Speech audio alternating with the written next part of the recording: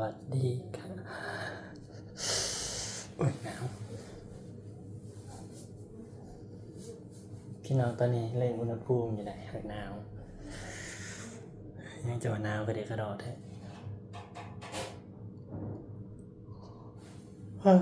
ทุกคนไม่ได้กินข้าวซ้ำตอนนี้เวลา6 โมง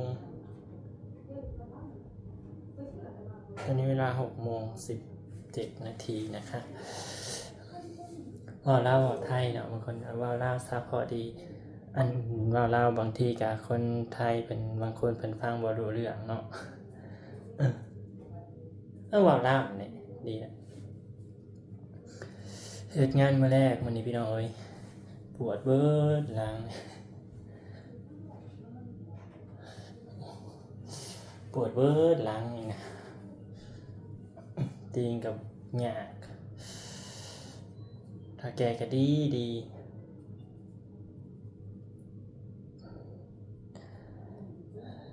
จากดีบ่ดีแล้วพี่น้องเอ้ยเอาทิชชู่กับอันหมักแตงซาเม่หมักแตงซาเม่ให้เอาหมักแตงพาหมักแตงให้กินแล้วก็เอาให้ซะเว้ยเอามากินอยู่ห้องอีกทั้งเราบ่รู้คือการเนาะคนอื่นเขาได้กินหรือบ่เนาะหมักแตงอันนี้หนูคิดว่ามันสิคือหมักแตงบ้านเฮาเนาะพี่น้องสีมันสีเหลืองๆเนาะวันนี้มันบ่คือติสาข้างในมันเป็นสีขาวแล้วก็กินทั้งในด้วยนะอยากกินเบิดในเลยพี่น้องตอนนั้นมาสิลวกมาม่ามันนี่สิลวกมาม่ากินลวกมาม่าใส่ไข่เนาะกินกับข้าวเจ้าแล้วซะไว้ก็หั่นหมูไว้เรียบร้อยแล้วเนาะหั่นไว้พัดมื้ออื่นพี่น้องเอ้ยก็สิพัดใส่ซอสนั่นแหละบ่มีอีหยังก็ได้ช็อตน้ำพัดใส่น้ำมันหอยหั่นนี่ผัดหมูใส่น้ำมันหอยนะกระเทียมกับบ่มีเฮาก็ใส่มีทำที่เฮาใส่จำมีหั่นแหละใส่ผักกาดกับหอมหัวใหญ่นะคะแล้วก็ใส่อันผงรสดีผงนัวอันนี้ตอนนี้นั่นมีอันผู้เฒ่าเกาหลีเนาะพ่อใหญ่เกาหลีหรือนั่นใดครูพ่อเมียครูเฒ่าเนาะเพิ่นมาอยู่ข้างๆพี่น้องสงสัยเฮือนเพิ่นหรือเปล่าหนูก็บ่รู้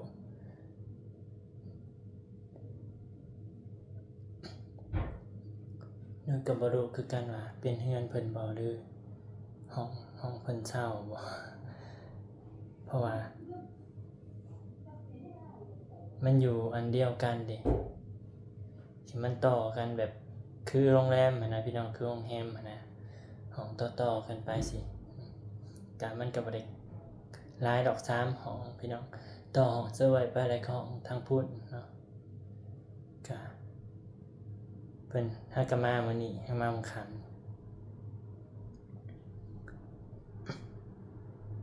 หาก็มามื้อค่ำนี่พี่น้อง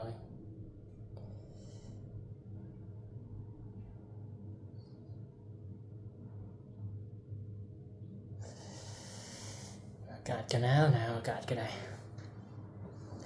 เป็นงานมื้อนี้ก็ตัดหมักแตงพี่น้องเก็บหมักแตงเนาะหมักแตงซะแม่ตัดผิดตัดถูกมากๆก็ตัดผิดนั้นมันบ่ถูกกันนะพี่น้อง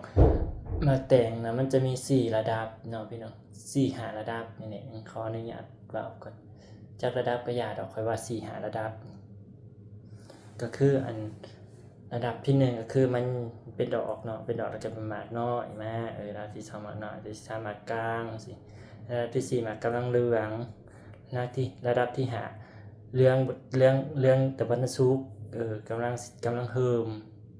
มันมีเหลืองเริ่มเหลืองแล้วก็เริ่มสิสุกเนาะแล้วก็หมากสุกบัดนี้สีหมากกำลังสิสุกกับสีหมากสุกนะมันคล้ายๆกันเลยแต่ว่าเฮาสิสังเกตยากนิดนึงเนาะ บางคนเขาว่าสังเกตลายมันลายหมากมันสิเป็นสีขาวยาวฮอดขวัญเนาะแล้วก็หมากสีเพิ่มๆแน่นั้นมันยังเป็นจุดๆอยู่จุดกันออกมันจะเป็นจุดแบบด่างๆนะพี่น้องยังบ่ทันว่าจุดหยังจุดด่างๆขาวๆเขียวๆแหมแล้วก็ขวัญมันก็สีเขียวหนูก็บ่ได้สังเกตเนาะหนูก็ตัดปึ๊บไป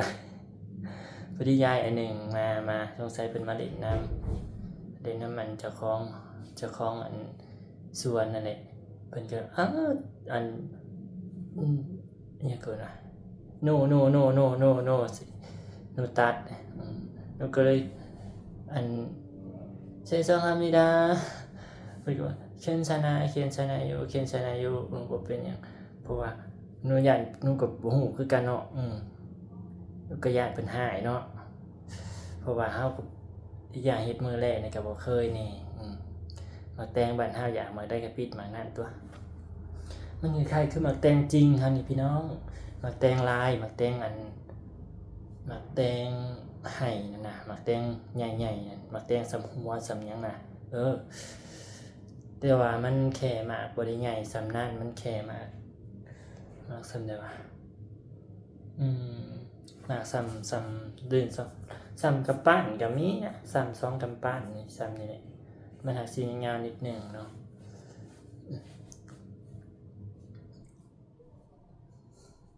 แล้วบัดนี้หนูก็เลยขอโทษเพิ่นนะจักแม่นถือบ่ถืออันที่ช่องธรรมดานะเพราะว่าเรียนมันมีหลายโพดตัวขอโทษก็ได้เพิ่นก็เลยบ่เป็นหยังก็เลยตัดต่อยามมื้อเช้าได้อยู่3ห้าวพี่น้องยามมื้อแลงอีกจังห้าว2ยามมื้อแลง2ห้าวเฮ็ดงานยามมื้อเช้าลงเสวยไปนั่น 8:00 น8บ่แม่นเสวยไป 7:40 นาทีโรงงานน่ะ 8:30 น8:30 นโรงงานเพราะว่าเธอไปว่าเธอเพิ่นเปิดห้าวสินะไปแล้วก็ไปเปิดห้าวซอยเพิ่นสินี่ ก็เลยไปแต่เช้านี่มื้ออื่นเพิ่นว่าไป 8:00 นเมื่อวานนี่ 8:30 นมื้ออื่น 8:00 นก็สิไปซ้ำเก่าหั่นแหละ 7:50 นาทีก็สิไปคือเก่าหั่นแหละแล้วก็ยามแลงเนาะยามแลงนี่ 2:00 นแลง2:00 นบ่าย 2อะนะบ่าย 2ก็ลงแล้วเจ้าเอ้ยก็ไปตั้งแต่ตั้งนาฬิกาปลุกไว้อีกได้ตั้งเวลาไว้แม่ตั้งเวลาไว้บ่ายโมง45 นาทีก็ปั่นจักรยานไปปั่นไปก็บ่ไกลดอก5นาทีพี่น้องฮอด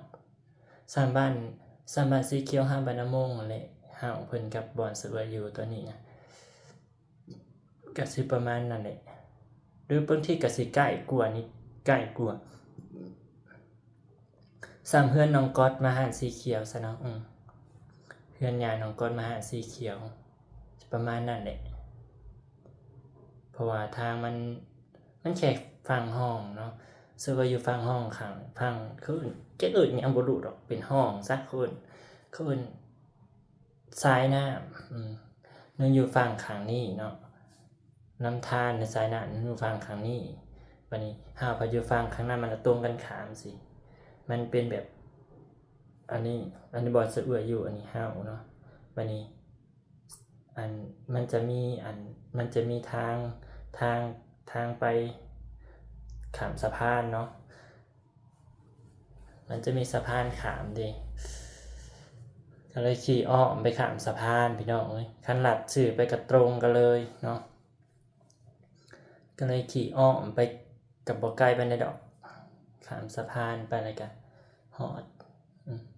ขี่ไปนิดเดียวก็ฮอดน้อยก็น้อยประมาณ50 เมตรป่ะวะจากนี้ไปหาหาวเพิ่นเลิกงานมื้อนี้เลิกไวมื้อนี้ 4:00 นกว่าก็เลิกแล้วพี่น้องบ่ได้ฮอด 5:00 นนะเข้างาน 2:00 นเลิก 4:00 น 4:30 นซะที่จริงก็บ่ฮอด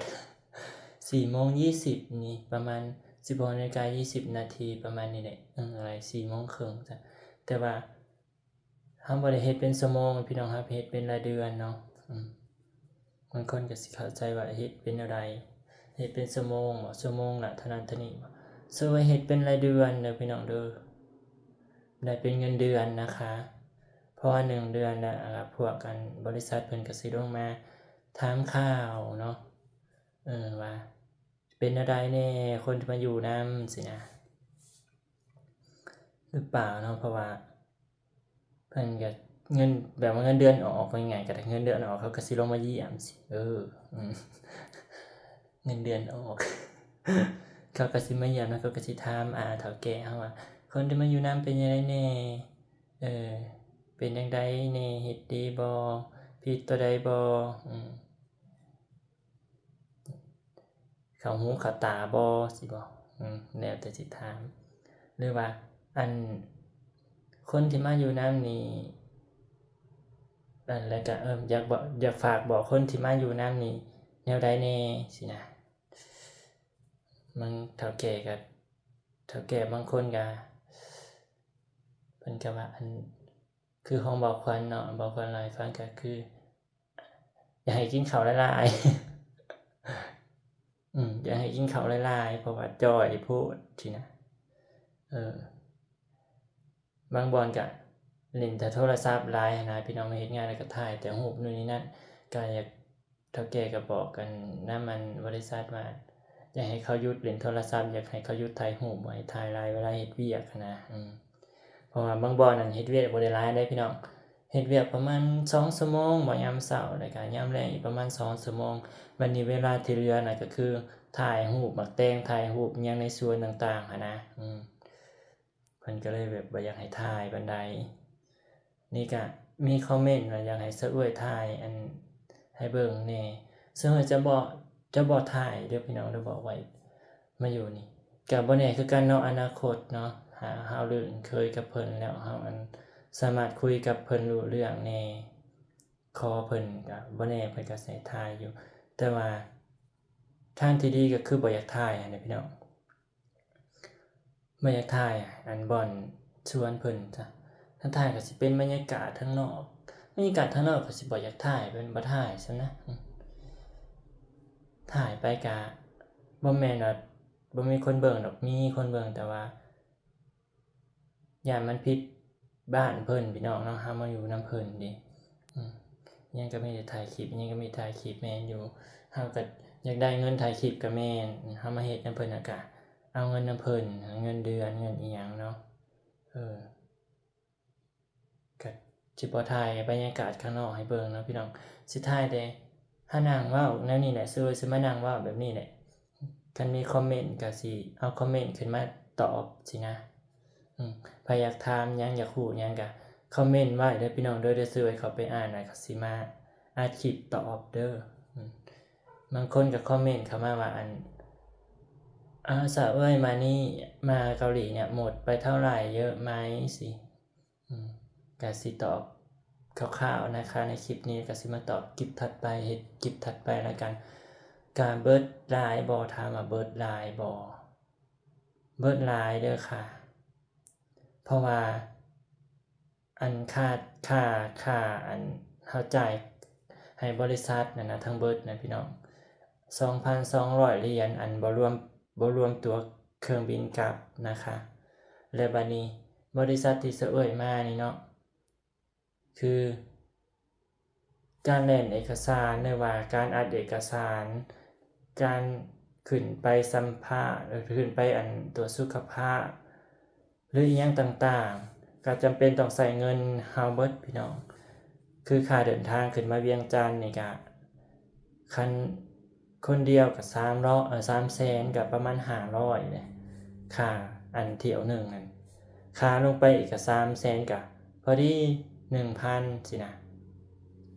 เฮาก็ต้องได้ออกเองพี่น้องเอ้ย 1,000 มาตรวจสุขภาพนี่ 1,000 นั่นไปกลับเนาะบัดนี้ค่าตรวจสุขภาพอีกก็พันเกือบ2,000 ซะ1,100,000กว่า1,140,000 บ่ได้เท่าใดตอนนั้นค่าตรวจสุขภาพเบิดหลายเติบ กือบฮอด 2,000 พุ่นแหละหรือว่ารวมทั้งค่านั่นได้บอกค่าตัวสุขภาพนั้น 640,000 พี่น้องก็ 1,000 คือกันนั่นแหละแล้วบัดนี้มันมีค่าถ่ายรูปนำค่าถ่ายรูปตอนเฮาส่งมาให้เฒ่าแก่นี่ครับเวลาเฮาไปตัวสุขภาพแล้วเขาก็สิถ่ายรูปเนาะเวลาเจาะเลือดเจาะหยังเรียบร้อยเพิ่นก็สิถ่ายรูปส่งมาประเทศเกาหลีนี่แล้วบัดนี้ให้เฒ่าแก่ไปเลือกเอาเนาะมันจะขึ้นในคอมหรือเปล่าหรือยังเซอร์ก็บ่รู้กับเบิด 100,000 ตัวน่ะ 100,000 ก็150 บาทเนาะบัดนี้ขึ้นมาอบรมอีกขึ้นมาอบรมก็ต่างหากได้พี่น้องเอ้ยบางคนก็บ่ผ่านก็เสียเงินฟรีดังการอ่านเอกสารการเดินทางขึ้นมาการเดินทางกลับก็เสียฟรีเบิดเสียทุกอย่างเพราะบ่ได้ผ่านการตรวจสุขภาพแล้วก็บ่มีชื่อมาพี่นะก็เสียทั้งเวลาแล้วก็เสียทั้งเงินแต่ผู้ใดได้มาก็ดีใจนำเนาะเพราะว่าเนี่ยเพิ่นสิได้มานะแล้วจังได๋ก็เซาเว้ยสิเล่าละเอียดในคลิปหน้าแล้วกันเด้อพี่น้องคลิปนี้จบแล้วเซาเว้ยสิมีจบไว้ซั่นนี้เซาเว้ยสิไปลวกมาม่ากินข้าวซะก่อนแล้วกลับมาเจอกันตอนกินข้าวแล้วกันเนาะเซาเว้ยสิเล่าในคลิปตอนกินข้าวให้ฟังแล้วกันเนาะก็จังได๋ก็ขอบคุณทุกๆกำลังใจนะคะคลิปนี้ก็บ่มีหยังหลายพี่น้องมานั่งเล่าประสบการณ์เฮ็ดงานมื้อแรกปวดเบิดหลังนี่เฒ่าแก่ก็ดีเฒ่าแก่น่ะดีเว้านัวหัวม่วนถึงเฮาบ่รู้ภาษาเนาะก็ยิ้มไปนำเพิ่นนั่นแหละแล้วก็อยู่คนเดียวมันก็สบายพี่น้องเฮาบ่ได้ไปปวดหัวกับเพื่อนร่วมงานเนาะก็ขอบคุณทุกๆกำลังใจนะคะคลิปหน้าเจอกันเด้อพี่น้องขอบคุณหลายๆเด้อจ้าสวัสดีค่ะ